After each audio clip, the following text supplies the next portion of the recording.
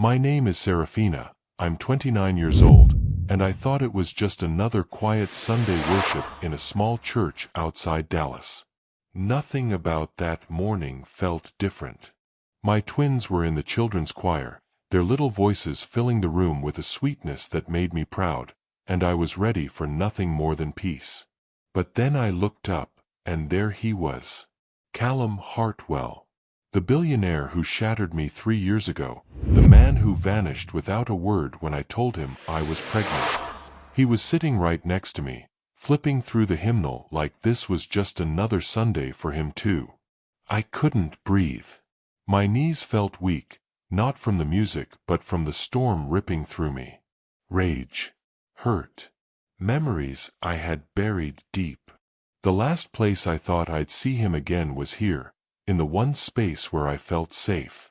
I wanted to stand, to walk out, but the pastor's voice rose above the choir, asking everyone to rise. And when I did, my shoulder brushed against his. My skin burned from the contact. What would you do if the one person who destroyed you suddenly appeared in your sacred space? Would you forgive? Would you scream? Would you pretend nothing happened? The congregation began to sing, but my voice stuck in my throat. My heart thundered so loud I thought people could hear it. I turned slightly, stealing a glance, and our eyes locked. For a second, his confident mask cracked. The powerful CEO who ruled boardrooms looked terrified. And then the pastor asked us to bow our heads in prayer. I closed my eyes, but I couldn't pray. All I could think about was the secret he didn't know. The little boy and girl in the choir weren't just singing for the Lord. They were his children. I kept my head bowed, but inside I whispered, if he dares to pretend otherwise, I will not stay silent. 3 years earlier, I was living in Atlanta. I worked as a marketing assistant, broke and buried in debt, but determined to climb my way out. That night, I was invited to a corporate gala I could barely afford to attend. I borrowed a dress from a friend, wore shoes that pinched my feet, and told myself I didn't belong. And then he walked in. Callum Hartwell. He wasn't just rich, he carried himself like the world bent for him. People parted as he moved, women lingered in his orbit. But when his eyes met mine across the room, it was as if he saw me and no one else. We talked that night. About books, about ambition, about the way the city lights looked from the rooftops. I laughed more than I had in months. And when he leaned closer, his voice dropped low, promising me that forever wasn't just for fairy tales. I wanted to believe him. Have you ever met someone who made you forget all the pain you carried? Someone who made you think maybe, just maybe, you could rewrite your story? By the end of the night, he asked for my number, and I gave it. The first mistake of many. As I left the gala, shoes in my hand, I heard his voice behind me whisper, "This is only the beginning." The beginning was a dream. Late-night drives with the windows down, his hand resting on my thigh as the city lights blurred by. Fancy dinners I could never afford, but more than that, quiet nights where he cooked pasta and told me about his childhood. It felt real. It felt safe. I thought I had found the man who would fight for me. Weeks turned into months, and I let myself fall. I ignored the whispers at work, the warnings from friends who said men like him never stayed. I wanted to believe I was different, that he loved me. The night I told him I was pregnant, everything shifted. His face froze, his jaw clenched. He said nothing at first, just stared. I remember whispering, "Twins." And then the silence between us grew heavy. He kissed my forehead, told me he needed time. By morning, he was gone. No call. No letter. No explanation. What would you do if the man you trusted with your heart vanished the moment you needed him most? Would you still believe in love? Would you still believe in yourself? I cried for days, then forced myself up. But deep inside, I carried a wound that never closed. On the night I went into labor, I checked my phone, hoping for a message from him. It never came. Back in the present, my twins stood in their white robes, singing with the children's choir. Their voices carried across the sanctuary like angel wings. I should have been smiling, but my chest ached. Callum sat so close, I could hear the faint sound of his breath. He had no idea. I looked at him, then at the children. The little boy's smile, the girl's big curious eyes. His blood running in their veins, his features in their faces. Did he notice? Did he see himself in them? My stomach twisted. The church bells chimed outside, but inside, my mind was a storm. I wanted to scream, to tell everyone who he was, what he had done. But my faith held me in place. I wasn't just a mother. I was a woman who had rebuilt her life with dignity. Have you ever kept a secret so heavy it burned in your chest every day? One that could destroy or save everything. The twins finished their hymn, and for the first time, Callum looked at them like he knew the truth. After he left me in Atlanta, life became a battlefield. The bills stacked higher than I could manage. Gossip at work spread faster than fire. "She's carrying his baby," they whispered. Shame clung to me everywhere I went. I worked until my body ached, determined to carry my children with dignity. No one held my hand in the doctor's office. No one rubbed my back through the pain.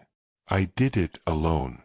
And when I first held them, a tiny boy and girl with soft cries and strong grips, I promised myself they would never feel abandoned.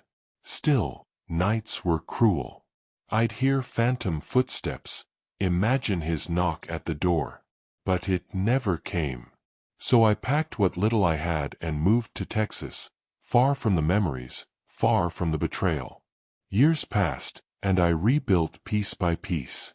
A small home, steady work, friends from church who never judged. Life was quiet, safe. Until this Sunday morning. Until he walked back in. Have you ever thought you escaped your past, only to realize it was waiting for you in the one place you felt safe? As I tucked my phone into my purse after service, a text lit the screen. No name, just words that froze me. "We need to talk." He caught me outside the church, his voice low but sharp, almost desperate. "Serafina, wait." I froze, every instinct telling me to keep walking. The parking lot buzzed with families, kids laughing, car doors slamming shut, but all I heard was him. I didn't want a scene. I didn't want my children to see me break. But when I turned, his eyes were filled with something I had never seen in him before. Fear. 3 years, I said, my words clipped, my chest rising fast. 3 years of silence, and now you think you get to talk? He reached for me, then pulled back like he knew he had no right to touch me. "I didn't know," he whispered. His jaw tightened, the mask of control cracking. "I didn't know about them." My heart slammed hard. He had noticed. He wasn't stupid. But hearing him say it out loud was like being stabbed twice. Once for the past, once for the present. "You knew enough," I hissed. "You left. That's all that matters." People glanced at us, curious eyes flicking our way, and I hated it. The perfect billionaire, arguing with the single mother he abandoned, right outside the house of God. Have you ever wanted to scream in public but swallowed it down, just to keep from exploding? That was me. "I need to explain," he said, his voice rough. I shook my head. "You lost that chance the night you walked away." I opened my car door, but before I slid inside, he leaned closer, his words sharp as a blade. "They deserve to know the truth." My stomach dropped. My children were only steps away. The door clicked shut, and I drove off with shaking hands, his words haunting me like thunder in the rearview mirror. The week that followed felt like walking on cracked glass. Every sound, every glance, carried tension. I avoided him as best I could, but he lingered in the shadows of my mind. Worse, he started showing up, at the grocery store, outside my office, even at the park where my twins played. He didn't speak much, just watched, as though he was calculating. My friends noticed. One whispered, "Why is he back?" Another muttered, "Men like that don't change." Their words stung because they mirrored my own fears. I tried to bury myself in routine. Work, kids, prayer. But every time I tucked my children into bed, I wondered, did they deserve to know him? Did I have the right to keep them from their father? Or was I protecting them from heartbreak that would come the moment he decided to disappear again? Doubt is a poison. It eats at you slowly, until even silence feels dangerous. One night, after putting the twins to sleep, I found an envelope slipped under my door. No name. Just one line inside, "Meet me, or I'll come to them." The twins didn't know any of this. To them, life was simple. They loved their new choir group, loved drawing pictures for me after school, loved asking endless questions at bedtime. My little boy had his father's serious gaze, my little girl his stubborn jaw. Every day, their resemblance to him grew stronger. One afternoon, we sat on the porch, coloring together. They asked me about their father again. My heart clenched. I'd always told them the same story. He lives far away. But children aren't fools. They sense lies in the pauses, in the forced smiles. I brushed my daughter's hair back, kissed her forehead, and whispered, "You have everything you need right here." She nodded, but I saw the wonder in her eyes, the unspoken question. Later that night, I watched them sleep, their small bodies tangled in blankets, breaths soft and steady. And I wondered, was I selfish? Or was I the only shield they had against a man who broke me once and could break them too? The thought cut deep. Love makes you brave, but fear makes you cautious. I carried both. When the phone buzzed beside me, I grabbed it fast. A new message. From him. Tomorrow. No excuses. The next day, I met him in a dim cafe on the edge of town, far from curious eyes. His suit was perfect, his hair sharp, but his face carried shadows. He didn't waste time. "I should have told you everything. The night you said you were pregnant, I wasn't scared of you. I was scared of the people after me." I frowned. People. He leaned forward. "There are men who would have destroyed you just to get to me. I left to keep you safe." My chest tightened. His tone was serious, not the polished charm he wore in public. He spoke of rivals, power struggles, debts that weren't about money but control. His family's empire wasn't just business, it was blood, secrets, betrayal. "Do you expect me to believe that?" I whispered. His eyes burned into mine. "I didn't leave because I stopped loving you. I left because loving you put you in danger." For a moment, the room spun. Everything I thought I knew twisted into something darker, more dangerous. Then he dropped the final blow. "And now, because of them," his voice broke slightly, "they're in danger too." I couldn't sleep that night. His confession tangled inside me like barbed wire. If it was true, then every choice I made, moving states, hiding my children, wasn't just about heartbreak.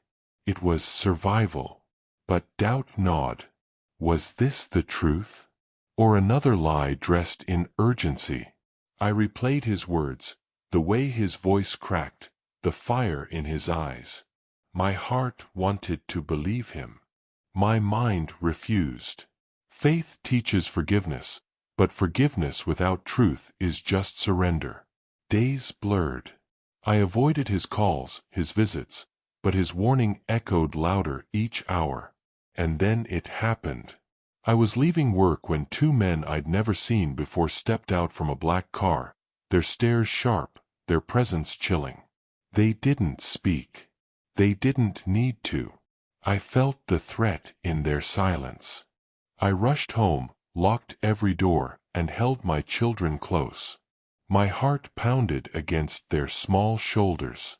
For the first time in years, I whispered a prayer out loud, my voice breaking. God, don't let him be right. He was right. I knew it the moment my phone rang and an unfamiliar voice hissed, "Tell Callum to pay what he owes, or the kids will suffer." My blood turned to ice. I dropped the phone, my knees buckling, tears stinging hot.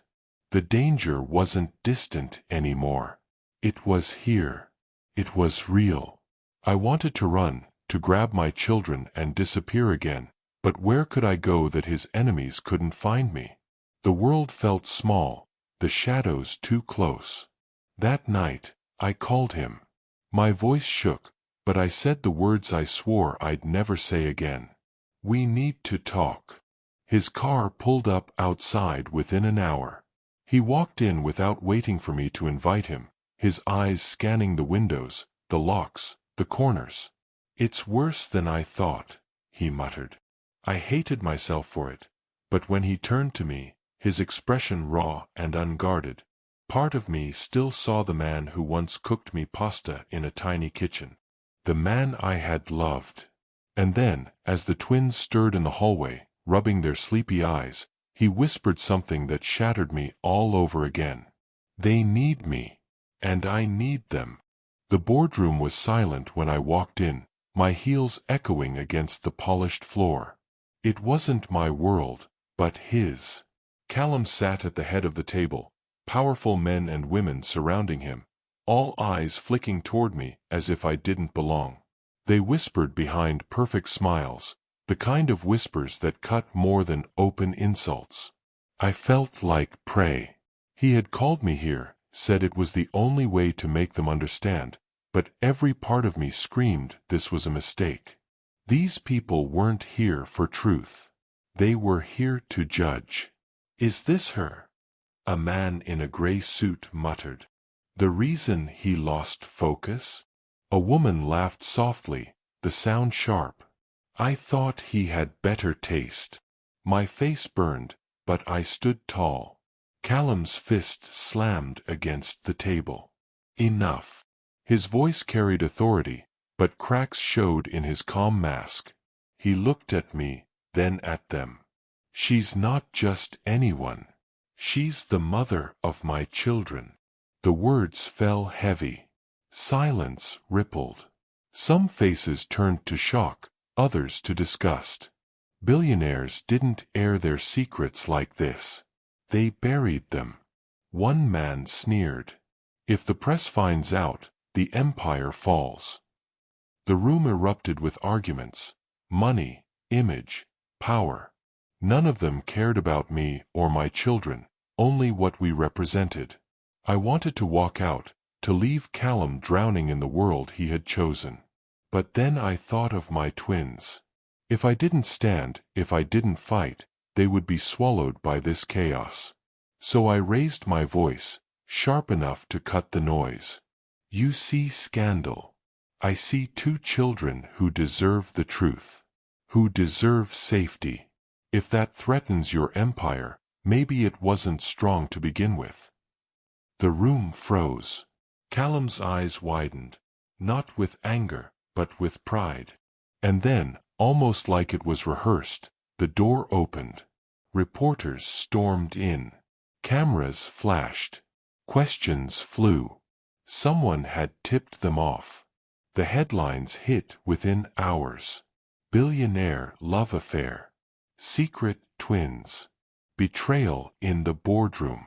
The story exploded, feeding the hunger of tabloids and serious outlets alike. Every channel, every paper, every site carried our names. I couldn't walk into a store without seeing my face staring back. Strangers whispered in checkout lines, snapping photos when they thought I wasn't looking. My phone buzzed non-stop. Calls from people I hadn't heard from in years, messages from strangers calling me everything from a hero to a gold digger. At night, I sat by the window, watching the world move outside, while my children slept upstairs. I wanted to protect them from it all, but how do you shield innocence from a world that thrives on scandal? Callum came by, furious, exhausted. They won't stop. The media, my enemies, they'll use this until it destroys us. I looked at him, my voice steady. Us? Or you? He didn't answer. His silence told me everything. His world was collapsing, and I was the storm he couldn't control. But then came the threat, clear and brutal. A letter slid under my door, bold black letters on white paper. The children pay for his sins. That night, I stood at their bedroom door, listening to their soft breathing, my hands trembling. For the first time, I felt the true weight of danger. This wasn't gossip anymore. This was war. The danger arrived fast. A black SUV parked across from our house, its windows tinted, engine idling for hours. Calls came at midnight, no words spoken, just heavy breathing. I tried to stay strong, but the walls closed in around me. One evening, as I walked the twins home from practice, I felt it, a presence behind us. A man, tall, moving too close. My heart raced. I tightened my grip on their hands, quickening our pace. He followed. "Run," I whispered, and we sprinted, my legs burning, their little feet pounding against the sidewalk. We burst into the house, slammed the door, locked every bolt. My children cried, their faces pale, and I held them close, my heart breaking. I called Callum. He arrived within minutes, fury in his eyes. "It's worse than I thought," he growled. "Then fix it," I snapped. "Because if anything happens to them, I will never forgive you." He swore he would handle it, but fear clung to me like a shadow. Nights stretched long. I slept with a bat beside my bed, every creak of the house pulling me awake. Then one night, it happened. A window shattered. Glass rained across the floor. I grabbed my children, heart thundering, as footsteps pounded through the hall. Callum's men burst in, clashing with intruders in a blur of chaos and shouts. I held my twins tight, rocking them as screams echoed. My world spun with fear, fury, love, all tangled together. And when the noise died, when silence fell heavy, I knew one truth: nothing would ever be the same. In the aftermath, I wanted peace. I wanted a quiet life again, away from the storms of money and power. But Callum wouldn't let go. He came to me one evening, his face bruised, his pride stripped bare. He knelt before me, in my small living room, holding out a ring. "Marry me," he said simply. "Not for appearances. Not for the empire. For us. For them." The twins peeked from behind the couch, wide-eyed, whispering to each other. My throat tightened. I saw sincerity in his eyes, pain carved deep, but also a desperate hope. Part of me wanted to slam the door on him forever. Another part, the part that still remembered his laughter, his warmth, wanted to believe. "Do you think a ring erases the years I cried alone?" I whispered. His eyes filled with regret. "No," he said. "But maybe it can build the years we still have left." The room grew still. My children ran into his arms, their little voices shouting, "Yes," before I could speak. Tears stung my eyes, torn between anger and love. And though I didn't answer that night, a seed of something fragile took root inside me. Hope, or maybe just the memory of it. Years later, I sat in that same church where it all began, my children taller now, their voices strong in the choir. The sunlight streamed through stained glass, painting colors across their faces. Callum sat beside me, his hand resting on mine, the weight of our past heavy but no longer unbearable. We had survived storms, betrayals, threats, and scars. We weren't perfect, far from it, but we were still here. Sometimes I wondered if I had made the right choices, if forgiveness was weakness or strength. But then I'd see my twins smile, their laughter filling the air, and I knew some answers didn't come wrapped in certainty. They came in moments, fragile and fleeting, but real. When the final hymn ended, I closed my eyes, letting the sound wash over me. My story hadn't ended where heartbreak tried to leave me. It had twisted, broken, rebuilt, and carried me somewhere unexpected. And as the bells rang out, I thought of the first time I saw him again, sitting in this very pew. I thought of how much I hated him, how much I loved him, how much both could exist in the same breath. Life doesn't always give neat endings. But it gave me this one, a family, bruised but unbroken, tied together by a past we couldn't erase and a future we dared to face anyway.